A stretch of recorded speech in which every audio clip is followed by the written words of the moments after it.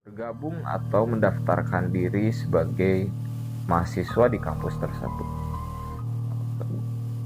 Kurang lebih sekitar 10 orang yang megang tubuhnya atau badannya Desi itu untuk menahan, dan Desi masih berontak. 10 orang itu mental. Setiap angkatan itu pasti ada kejadian kerasukan massal. Gak boleh ada yang memakai pakaian berwarna merah. Tolong jangan ganggu tempat saya. Di tangga itu tuh sebetulnya ada gerbang dimensi lain. Jadi ada gerbang istana jin. Assalamualaikum warahmatullahi wabarakatuh. Kembali lagi bersama channel Dimensi Lain yang akan menguak misteri dari dua dimensi. Masih bersama saya Hilaleo, dan tentunya di kesempatan kali ini saya akan membawakan kisah pengalaman seseorang yang konon katanya dia pernah mengikuti pendidikan kilat atau sekolah pramugari dan pramugara di salah satu kota. Dan konon katanya kampus tersebut setiap menerima siswa baru itu selalu ada tragedi kesurupan massal. Bagaimana keseruan ceritanya?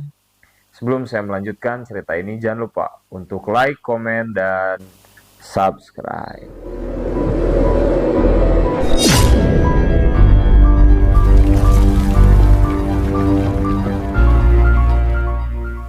Sekarang kalian berada dalam segmen Ceper, cerita pengalaman horor.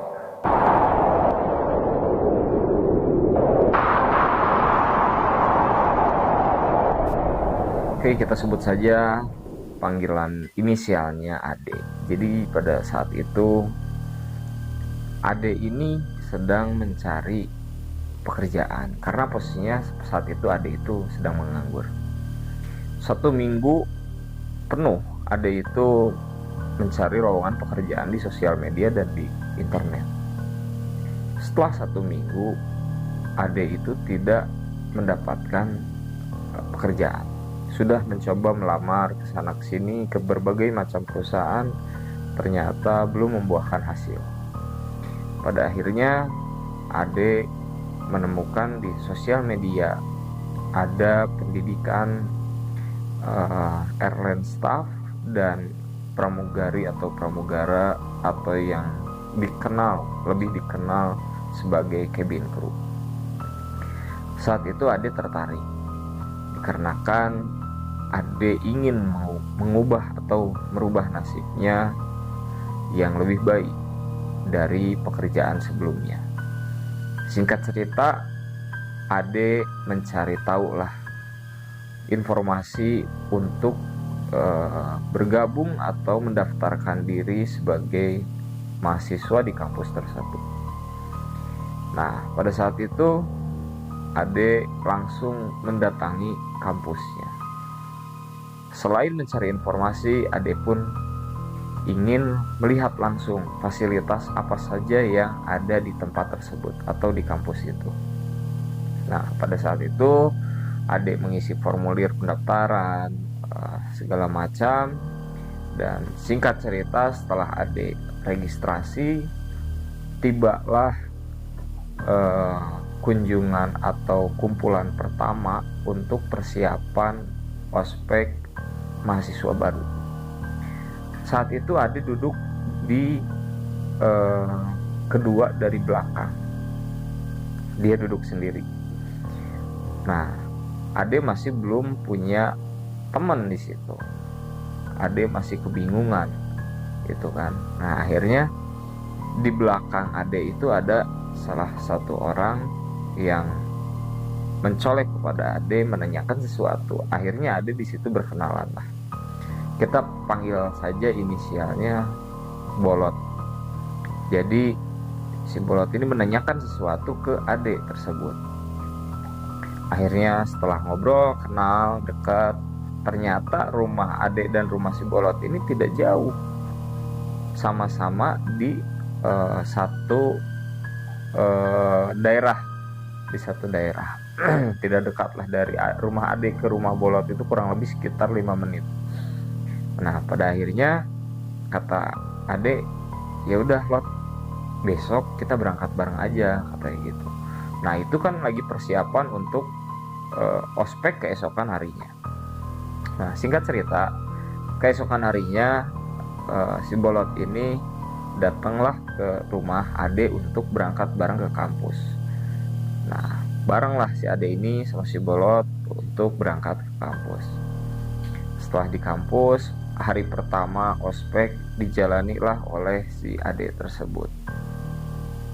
Itu memang dididik secara mental, secara fisik luar biasa. Karena memang keperluan untuk pekerjaan cabin crew itu tidaklah mudah gitu kan. Nah, itu proses ospek itu kurang lebih sekitar 3 hari. Nah, selama 3 hari ini Ade ini punya geng lah gitu ya. Jadi si Ade, Bolot, nambah satu lagi namanya itu si Black. Kita panggil inisialnya si Black aja. Jadi dia punya satu geng bertiga gitu. Nah, setelah selesai ospek diistirahatkan dulu beberapa hari untuk sebelum masuk program pendidikan. Nah, sebelum masuk program pendidikan, Ade ini berinisiatif untuk membuat grup WhatsApp. Salah anjis, rencana WhatsApp bohong. Nah, jadi sebelum masuk program pendidikan tersebut, Ade ini berinisiatif untuk membuat salah satu grup di handphonenya untuk berkomunikasi dengan keseluruhan angkatannya Ade tersebut, atau dikenal di dunia penerbangan itu di batch-nya Ade. Nah pada saat itu berkenalanlah, akhirnya Ade ini menambahlah dari satu kubu atau satu geng Ade ini ada sekitar Ade, Bolot, si Black, sama ada perempuannya 3 orang, jadi 6 orang. Nah saat itu pas begitu mulai program pendidikan, mulai masuk kegiatan, duduknya selalu di depan itu bersampingan gitu, tapi duduknya masing-masing. Nah singkat cerita, dilaluilah program pendidikan tersebut oleh Ade dan kawan-kawannya. Begitu mulai penerimaan lagi siswa baru atau mahasiswa dan mahasiswi baru, Ade ini terpilihlah menjadi senat untuk memimpin sebuah ospek penerimaan mahasiswa dan mahasiswi baru. Nah temennya Ade ini yang satu geng itu terpilih menjadi kepengurusan juga untuk ospek angkatan baru di bawah Ade. Nah singkat cerita, begitu hari pertama ospek, sebelum masuk ospek itu Ade mengumpulkan dulu semua mahasiswa dan mahasiswi baru tersebut. Ade memberitahu kepada siswa dan siswi tersebut untuk membawa segala perlengkapan yang dibutuhkan di dalam ospek itu. Nah singkat cerita, ospek dimulailah. Itu kan ospek selama 3 hari. Hari pertama itu ada salah satu mahasiswi baru yang gelagatnya itu udah beda dan aneh gitu. Ade tidak memperhatikan karena Ade memang fokus untuk nge-push mahasiswi dan mahasiswa baru tersebut. Nah si Black ini memperhatikan mahasiswi baru tersebut. Dia selalu diam, tidak berbincang dengan siapapun, pandangannya kosong, udah mulai curiga. Karena si Black ini kan memang pengurus ya. Jadi si Black ini ketakutan terjadi hal-hal yang tidak diinginkan, pingsan lah atau apa, kecapean, telat makan dan lain-lain. Akhirnya si Black ini laporlah ke si Ade, Dek, katanya, itu coba mahasiswi baru dilihat kondisinya, dicek dulu kondisinya, ditakutkan ada terjadi apa-apa, karena saya memperhatikan dari tadi ini udah gerak-geriknya sudah beda, kata si Black tersebut. Nah, saat itu singkat dari situ Ade itu menghampiri lah mahasiswi tersebut, menanyakan kondisinya dan menjawab, nggak apa-apa kak, kata si mahasiswi tersebut, nggak apa-apa kak, dilanjut aja, saya kuat kok, katanya gitu. Nah, setelah jam makan siang, sedang istirahat, semua sedang makan siang, Ade dan kawan-kawan kepengurusan itu tidak menyatu atau bergabung di dalam batch yang baru ini. Pengurus itu pada di kantin. Nah, singkat cerita, si Ade dan kawan-kawan sedang makan siang. Si Black yang ngedengar suara jeritan. Ada salah satu mahasiswi yang menjerit histeris sangat keras dan terdengar sampai ke bawah, keluar kemana-mana. Hanya si Ade tidak mendengar karena Ade sedang fokus sambil memakai headset mendengarkan lagu sambil makan. Akhirnya si Black menepuklah ke bahunya si Ade. Dek, itu ada yang teriak, katanya, coba lihat, samperin, kata si Black gitu. Ade menyuruh lagi Black, males gue, udah lu aja yang samperin, kata si Ade kan. Akhirnya si Black nyamperin lah. Ternyata yang menjerit histeris tersebut itu adalah mahasiswi yang tadi sama si Ade sama si Black itu diperhatikan yang selalu diam. Begitu si Black itu udah menghampiri mahasiswi dan mahasiswa baru yang sedang di ospek, ternyata kita sebut aja inisialnya Desi. Ternyata si Desi ini kesurupan. Nah, sontak semua kaget dong. Semua kaget, teman-temannya pun kaget. Akhirnya karena memang si Desi ini kesurupannya berontak, dia nggak bisa diem. Dia lari-lari, teriak-teriak histeris, kadang nangis, kadang marah. Pokoknya susah untuk dikendalikan. Akhirnya Ade dan kawan-kawan menginstruksikan kepada batch yang baru tersebut untuk memegang si tubuh si Desi agar tidak kemana-mana. Nah, pada saat itu singkat cerita semua lagi dipegang, kurang lebih sekitar 10 orang yang megang tubuhnya atau badannya Desi itu untuk menahan, dan Desi masih berontak. 10 orang itu mental. Ade ini langsung memberikan gelas tersebut kepada Mr. T, dan di situ Mr. T itu membacakan doa pada air putih itu dan langsung menyipratkan ke seluruh mahasiswa dan mahasiswi baru yang sedang kesurupan massal atau kerasukan massal. Tapi saat itu posisinya begitu dicipratkan air yang sudah dibacakan doa oleh Mr. T ini, makhluk yang ada di dalam tubuh mahasiswa dan mahasiswi baru tersebut itu masih nggak ada reaksi apapun. Makin panik lah posisinya di situ, semua panik. Singkat cerita semua berkumpul, staf kepengurusan pun berkumpul, akhirnya doa bersama, keluar dan sembuh lah. Akhirnya di stop hari pertama itu di jam 2 itu, jam 2 siang sudah di stop karena memang fisik dari mahasiswa baru tersebut sudah tidak memungkinkan untuk melanjutkan kegiatan ospek pada saat itu. Akhirnya dilanjutkanlah ke esokan harinya, disuruh pulang lah. Nah, saat itu Ade penasaran, ngobrol lah dengan Mr. T tersebut. Mas, kata Ade ke Mr. T, Mas, ini sebenarnya ada apa? Kok kayak gini, kata Ade. Mr. T itu menjawab, ya, di sini memang seperti ini. Setiap angkatan itu pasti ada kejadian kerasukan massal. Dari dulu sampai sekarang, dari awal berdiri sampai sekarang itu selalu seperti ini.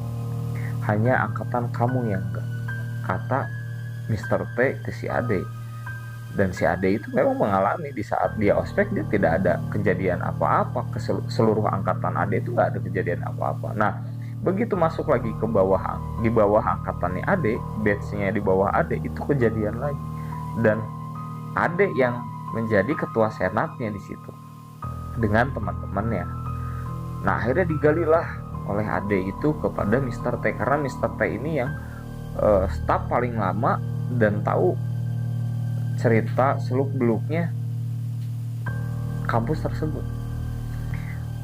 Nah, kata Ade, "Loh, kok bisa gitu, Mas? Emang kenapa?" Ternyata di situ kata Mr. T tersebut, dari dulu sampai sekarang gak boleh ada yang memakai pakaian berwarna merah.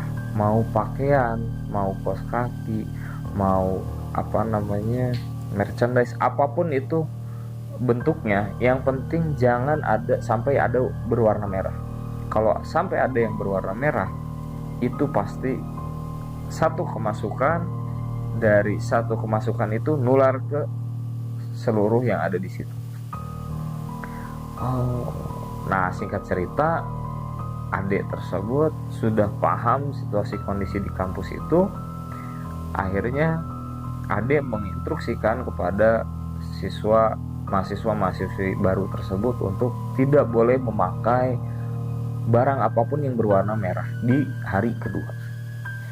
Nah, singkat cerita, hari kedua, hari ketiga sudah tidak ada apa-apa, tidak ada kejadian apapun. Setelah ospek selesai, adik mulai lagi dengan teman-temannya melanjutkan program pendidikan kilat di kampus tersebut.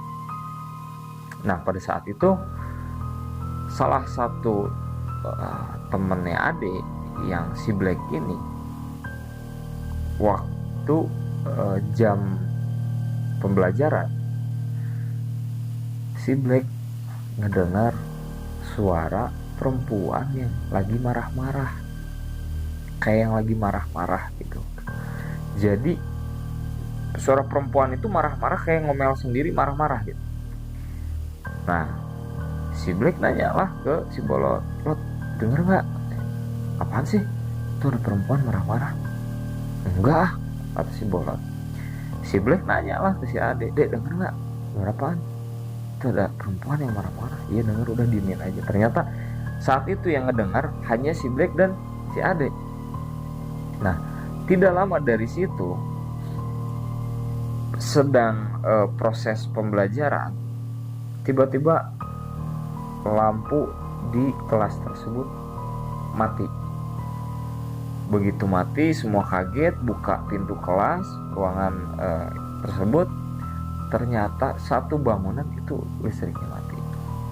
Nah, di situ Ade dan kawan-kawan masih positive thinking, tidak memikirkan hal-hal yang lain, mungkin aliran atau apalah gitu kan. Nah, tak lama, 15 menit kemudian itu nyala lagi lampunya. Nah, begitu lampu nyala berbarengan dengan salah satu temennya Ade, kita panggil aja inisialnya Iroh ya. Si Iroh ini kesurupan. Begitu lampu nyala, dia kesurupan. Dan apa yang dikatakan oleh Iroh itu, begitu kemasukan dia langsung mengatakan, "Tolong jangan ganggu tempat saya. Jangan berisik di sini. Ini tempat saya. Tolong kalian keluar semua. Jangan ada yang mengganggu tempat ini. Saya posisinya di sini. Ini di sini. Jangan sampai ada yang menduduki bangku ini. Karena saya merasa terganggu. Silahkan kalian mau berkegiatan apapun, tapi jangan di daerah saya." Itu posisinya ada di sudut sebelah kiri ruangan kelas. Akhirnya diobatinlah oleh si Mr. T tersebut. Sadar, begitu sadar, itu di kampus tersebut setiap hari Jumat seminggu sekali itu mengadakan pengajian rutin. Nah,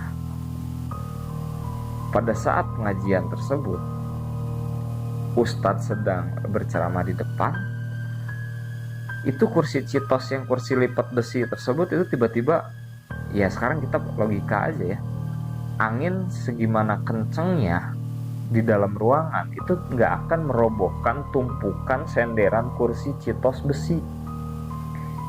Itu tiba-tiba dengan tanpa ada apa-apa langsung jatuh semua di ruangan aula tersebut. Jangankan siswa, Ustadz pun kaget di situ. Nah, akhirnya ditenangkanlah oleh Ustadz tersebut, dialihkan ke lantai 2. Anak-anaknya, ya entah bagaimana, Ustadz tersebut mungkin mencoba untuk menetralisir. Nah, ternyata singkat cerita setelah beres pengajian, besoknya mulai lagi masuk ke kampus, itu ada kelas untuk praktek pramugari dan pramugara. Itu di ruangan cabin crew. Di ruangan cabin crew, jadi ruangan itu memang sudah didesain sedemikian rupa persis seperti aslinya, seperti di dalam ruangan pesawat terbang. Memang itu bagian tubuh pesawat dipotong-potong, akhirnya dibawalah ke kampus tersebut untuk melakukan praktek mahasiswa dan mahasiswi. Nah, keesokan harinya prakteklah di tempat cabin crew tersebut. Sedang praktek, si Ade ini memang sudah merasakan nggak enak gitu.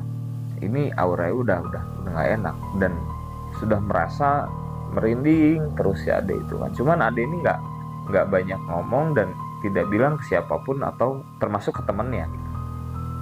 Nah, saat itu tidak lama begitu Ade mengelus tangannya sendiri yang Ade itu sedang merasakan merinding, tiba-tiba mati lagi itu lampunya, aliran lagi satu gedung tersebut.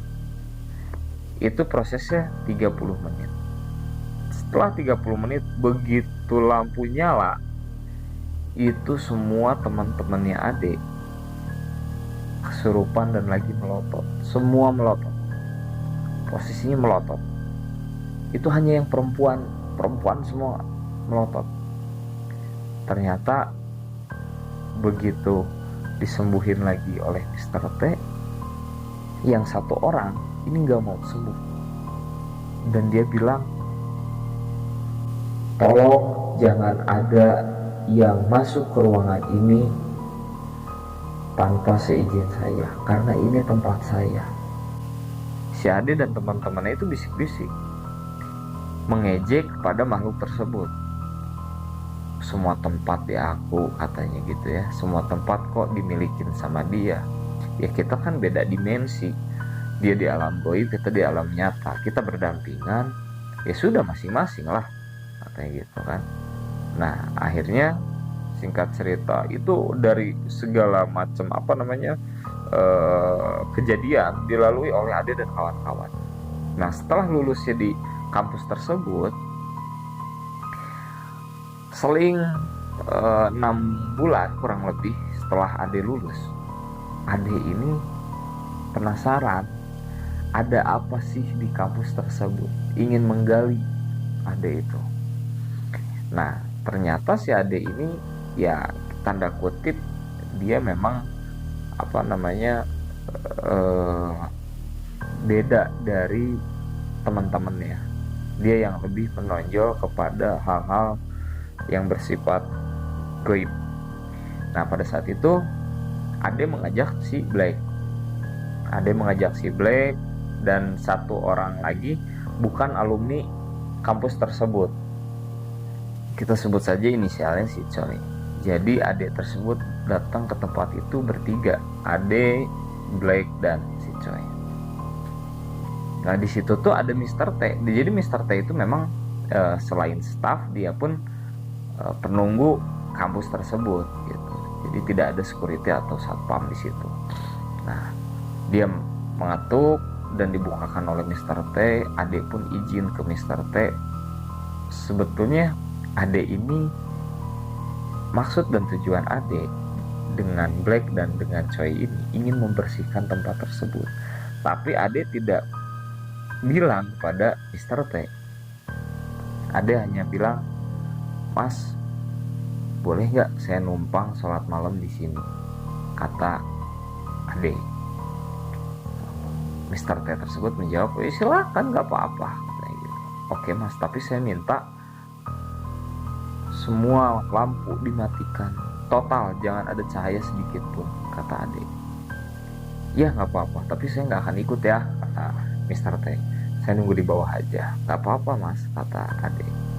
Nah, singkat cerita, itu posisi gedung tersebut tuh ada 1, 2,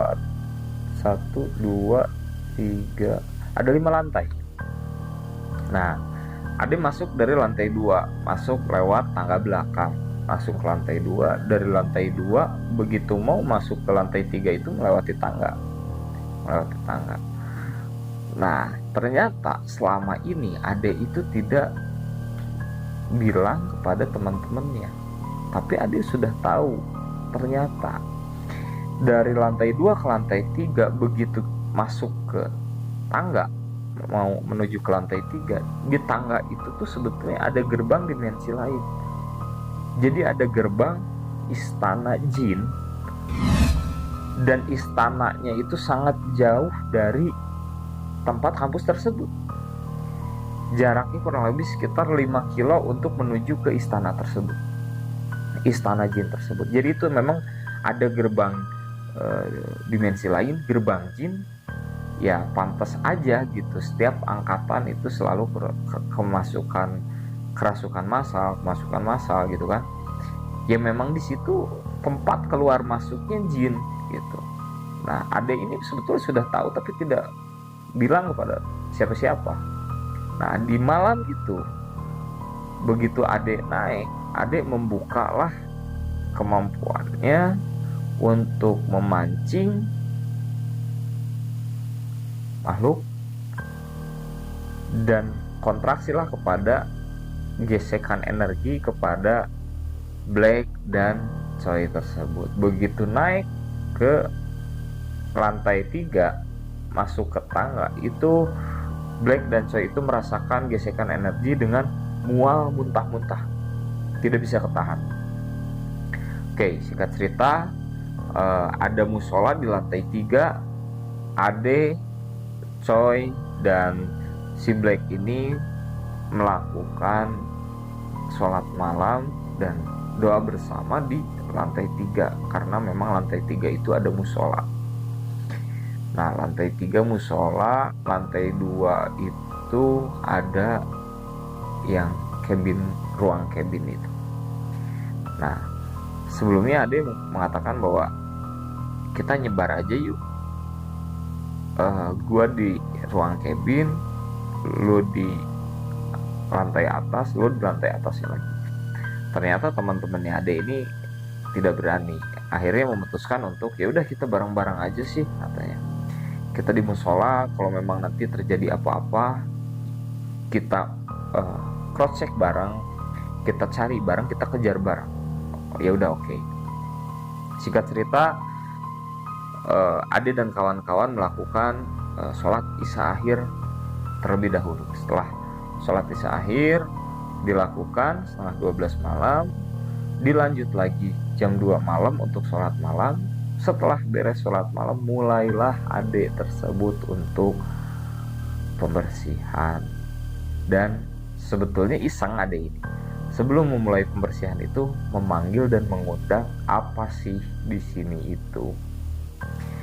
Begitu Ade sedang berdoa, dan si Black dengan si Choi ini tidak tahu apa yang dilakukan oleh Ade gitu.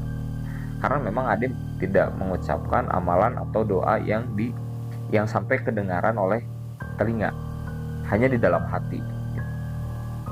Nah, singkat cerita, Choi dan Black ini sedang wirid. Ade ini membacakan doa yang lain untuk memanggil, tiba-tiba di situ mendengar suara raungan macan yang didengar oleh Black. Si Black itu mendengar raungan macan. Nah, ternyata di situ itu memang ada banyak sekali jin dan siluman. Namanya gerbang jin, gerbang dimensi lain, apapun pasti ada di situ. Nah, saat itu si Black mendengar suara raungan singa. Si Choi itu melihat ular yang sangat besar banget. Kalau kita sebagai manusia memeluk tubuhnya ular itu nggak akan kepeluk, karena badan ularnya aja begitu kita duduk posisi bersila, itu badan ular sejajar dengan kepala kita, besar sekali. Dan nggak tahu itu kepalanya di mana, karena yang dilihat oleh si Choi tersebut itu hanya badannya ularnya aja, sisiknya terlihat jelas. Jadi saat itu mendengar suara desisan ular sangat jelas si Choi itu, sangat terdengar oleh Choi. Jadi si Black mendengar singa dan macan, si Choi ini mendengar desisan ular dan melihat wujud langsung badan ular yang sangat besar. Ade tahu mereka banyak dikelilingi oleh binatang-binatang siluman dan jin, tapi Ade tenang di situ. Ade tenang, santai, karena memang Ade sangat yakin bahwa pertolongan Allah Subhanahu wa Ta'ala itu tidak akan pernah meleset. Nah, pada saat itu Ade ternyata menggali informasi ada apa nih di tempat tersebut, berkomunikasi dan mencoba interaksi dengan salah satu makhluk di situ. Pada akhirnya salah satu makhluk tersebut mengatakan kepada Ade, ini gerbang dimensi lain, tapi kita tidak pernah mengganggu kalau tidak dibuat oleh manusia. Ternyata apa? Salah satu staf pegawai yang ada di kampus tersebut dan instruktur yang ada di kampus tersebut itu bermain magic. Dia sirik dengan salah satu teman pekerjaannya karena prestasi dia yang cepat naiknya, progresnya. Akhirnya dia bermainlah guna-guna. Dia menyimpan rambut di meja kerjanya. Pokoknya barang-barang yang aneh dan tidak masuk akal itu dia simpan. Nah, disitulah yang mengundang bukan salah satu yang mengundang makhluk atau jin itu bersarang di tempat tersebut. Yang pertama, memang di situ gerbang dimensi lain. Yang kedua, dipancing, dikirim untuk mengerjakan atau membuat seseorang terpuruk dengan menggunakan media jin, yaitu memanggil dan mengundang. Itu ternyata permasalahan awalnya. Oke, kata Ade. Dan Ade sudah tahu siapa orangnya dan lain-lain. Akhirnya di situ Ade mencoba untuk menutup dimensi lain. Tolonglah, kata Ade. Dia berinteraksi dengan salah satu makhluk di situ yang memang mungkin rajanya di situ. Kata Ade, tolong jangan ganggu lagi. Tolong tutup pintunya. Kita di sini bersama teman-teman hanya ingin belajar, hanya ingin mencari ilmu untuk bekal kelak kita di masa depan untuk bekerja. Pada akhirnya singkat cerita, setelah selesai yang dilakukan oleh Ade pembersihan tersebut, Ade pulang dengan teman-teman. Lama sekitar 8 bulan Ade tidak datang lagi ke tempat tersebut dan tidak berkomunikasi dengan Mr. T itu. Nah, saat itu setelah 8 bulan Ade teringatlah dengan kejadian yang dulu pernah ditangani oleh Ade. Akhirnya Ade meneleponlah kepada Mr. T itu dengan biasalah basa-basi, Gimana mas kabarnya? Baik, alhamdulillah sehat dek, kata si Mister T tersebut. Terus Mister T ini mengatakan sesuatu kepada Ade. Oh iya dek, eh, ngomong-ngomong, thank you ya. Loh, thank you apa nih mas? Makasih apa nih? Katanya. Ya, semenjak Ade waktu itu numpang sholat malam di sini, dari situ sampai sekarang itu sudah tidak ada lagi kejadian kesurupan massal. Ya entah kebetulan atau apa, di saat Ade menumpang untuk ikut sholat malam itu sampai sekarang sudah tidak ada lagi kejadian apapun. Ya ternyata ya Mr. T itu nggak tahu maksudnya Ade pada saat itu. Ternyata Ade saat itu mencoba untuk menetralisir atau membersihkan tempat tersebut gitu, dan mencoba negosiasi dengan makhluk yang ada di situ. Tolonglah jangan ganggu. Nah, setelah 8 bulan lamanya, ternyata Ade mendapatkan informasi dari Mr. T itu bahwa tempat tersebut sampai saat ini sudah aman.